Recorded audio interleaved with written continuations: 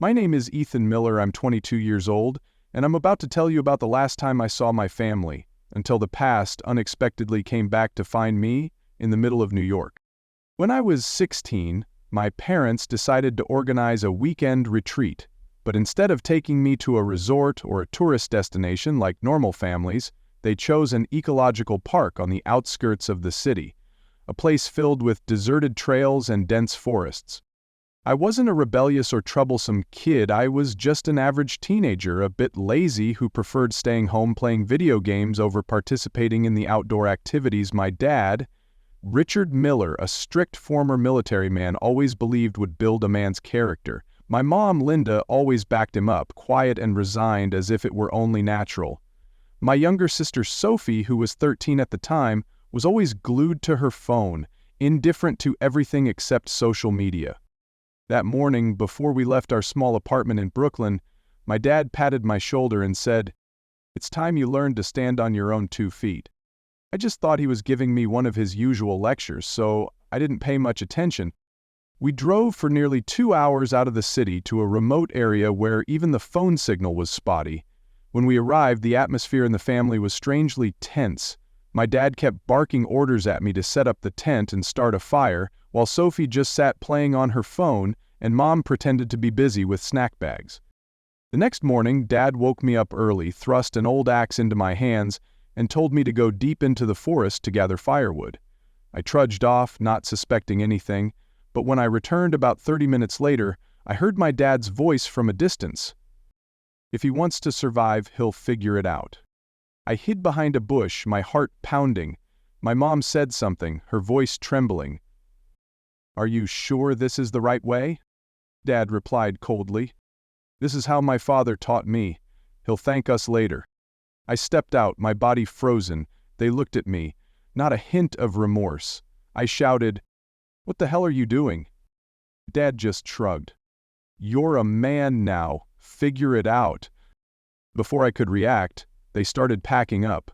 Sophie tossed my hoodie at me without even looking up. Mom tried to hand me a granola bar, but Dad snapped, "Get in the car now." She dropped the bar and quietly climbed into the vehicle. I stood there stunned, watching the SUV drive away, leaving behind absolute silence and a growing sense of fear. At first I thought it was just a cruel prank, that they'd come back in a few hours, but as night fell, the cold and the sounds of the forest surrounded me, I realized they had truly abandoned me. The first day passed in a daze. My phone was nearly dead with no signal. All I had was $15, a lighter running low on fuel, the old axe, and that single granola bar. I tried to find my way back to the parking lot but got lost in the maze-like trails. Hunger and thirst quickly drained my strength. I drank from a small stream, slept fitfully under the trees, always jolted awake by strange noises. By the 4th day, when I was nearly hopeless, I encountered a young couple hiking. They were shocked when I told them my family had abandoned me. They took me to a ranger station, where I was able to contact my mom's sister, Aunt Emily. She picked me up and brought me to her small apartment in Queens, barely asking questions beyond handing me a sandwich. A week later, I overheard her talking on the phone with someone. They said they needed time. The kid should rethink his attitude too. I realized that, to my family, I was just a problem to be gotten rid of. I cut off contact and moved out as soon as I turned 18. I worked hard, rented a small room in the Bronx, and started over from scratch. Occasionally, Sophie sent me a few pointless texts, but I never responded. Everything seemed to be over until a month ago, when my mom showed up at the coffee shop where I work as a manager. She stood there, haggard and tearful. I almost didn't recognize her. Under the curious stares of customers, I pulled her out to the sidewalk. Sobbing, she said she'd been searching for me, that everything fell apart after I disappeared.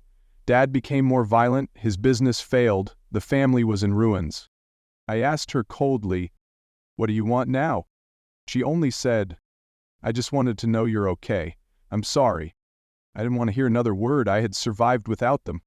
But it didn't end there. She started harassing me with texts, emails, even calling my boss and old friends, anyone who could connect to me. I warned her that if she continued, I'd sue for harassment.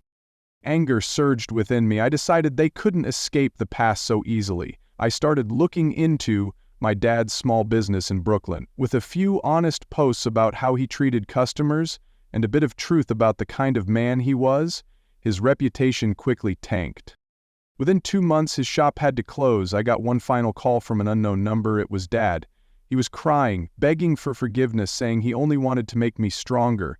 I deleted the message without a second thought. Now my mom lives off relatives, my dad is unemployed, and Sophie is trying to escape the mess they created. They call me cruel, say I'm destroying the family. But the truth is, they did that 6 years ago when they left me in that forest on the outskirts of New York, just because I wasn't the strong enough son they wanted. I don't need them anymore. I have my own life, friends who are like real family. That old axe from back then still sits in the corner of my closet, not as a painful memory, but as proof. I learned to survive on my own, without anyone teaching me with that toxic, tough love.